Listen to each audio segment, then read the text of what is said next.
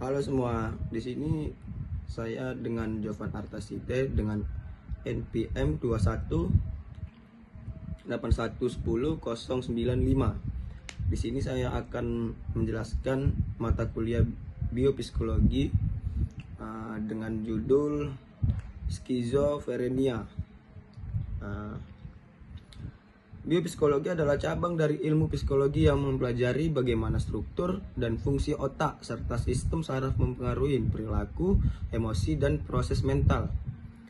Pendekatan ini sangat penting dalam memahami gangguan mental karena banyak dari gejala psikologis yang muncul memiliki dasar biopsikologis yang kuat. Salah satunya gangguan yang paling kompleks dalam menentang dalam bidang biopsikologi adalah skizofrenia. Skizofrenia adalah gangguan otak kronis yang memengaruhi sekitar 1% populasi dunia. Penyakit ini mengubah cara individu berpikir, merasakan, dan berperilaku sehingga mengganggu fungsi sosial dan personal mereka secara signifikan. Dengan memahami dasar biologis seperti perubahan struktur otak, ketidakseimbangan, dan faktor genetik, kita dapat membanggakan pendekatan pengobatan yang lebih efektif dengan personal. Gejala yang pertamanya, gejala positif. Gejala merupakan segala yang mencocok untuk dikenali mengganggu keluarga dan masyarakat serta merupakan salah satu motivasi keluarga untuk membawa pasien berobat. Gejala-gejala positif yang diperlihatkan pada pasien. Yang keduanya, gejala negatif merupakan gejala yang tersemar dan tidak mengganggu keluarga ataupun masyarakat. Karena itu pihak keluarga sering terlambat membawa pasien berobat. Gejala-gejala negatif yang diperlihatkan pada pasien skizofrenia yaitu alam perasaan dan mendatar. Gambaran dalam perasaan ini dapat dilihat dari wajahnya yang tidak menunjukkan ekspresi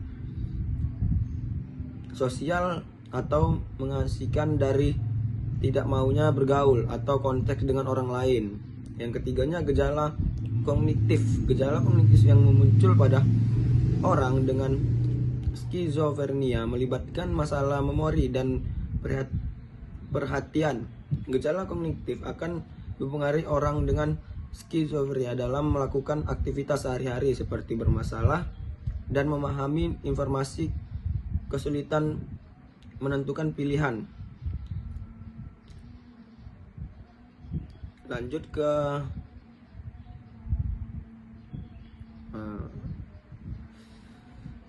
faktor-faktor genetik. Dapat disebut penyakit genetik dengan memeriksakan bagaimana dari kromosom 4. Seseorang dapat memperkirakan dengan akurasi yang hampir sempurna siapa yang akan membanggakan penyakit dan siapa yang tidak. Pada suatu waktu, banyak penelitian percaya bahwa skizofrenia mungkin merupakan penyakit genetik dalam arti yang sama. Namun, pengumpulan bukti menunjukkan bahwa itu tidak bergantung pada gen tunggal. Yang pertama, skizofrenia memiliki komponen genetik yang kuat. Risiko meningkatkan jika ada riwayat keluarga, trauma, orang tua atau saudara kandung penderita. Yang keduanya, risiko tinggi terjadi pada kembar monozigot 6 atau sampai 68% dibandingkan dengan kembar dizigot 2 sampai 15%. Yang keempatnya, beberapa gen yang terkait adalah COP, DISC, TNPI, SNPI. Yang keempatnya, meskipun genetik kuat, tidak semua kembar Titik dua-duanya mengalami skizofrenia, menandakan faktor lingkungan juga berperan.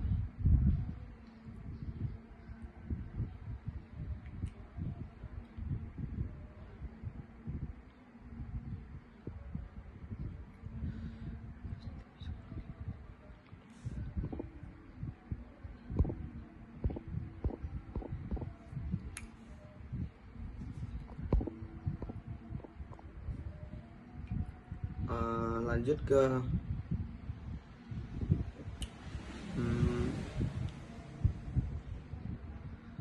pengobatan farmakologis dan perilaku farmakologis.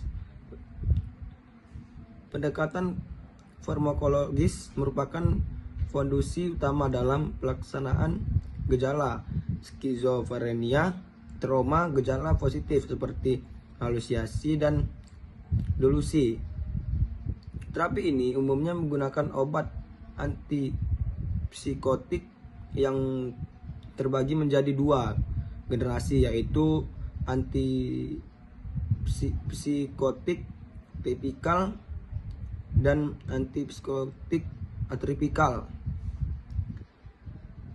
Antipsikotik bekerja dengan cara memblokir reseptor dopamin D2 di otak, khususnya di jalur musolimbit,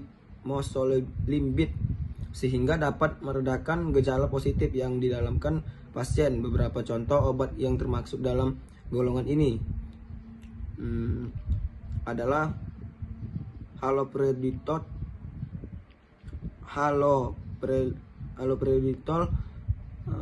dan meskipun efek obat-obat ini memiliki risiko tinggi menimbulkan efek samping seperti tremor, kekakuan otot, dan terdif. Lanjut ke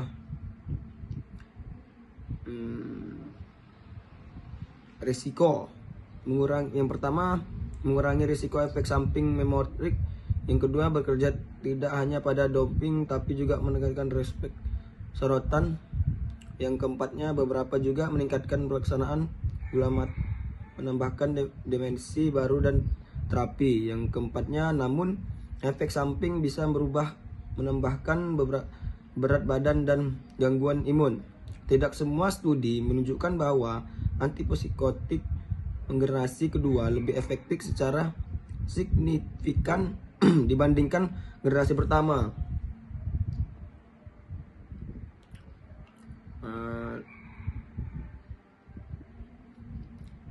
Lanjut kepada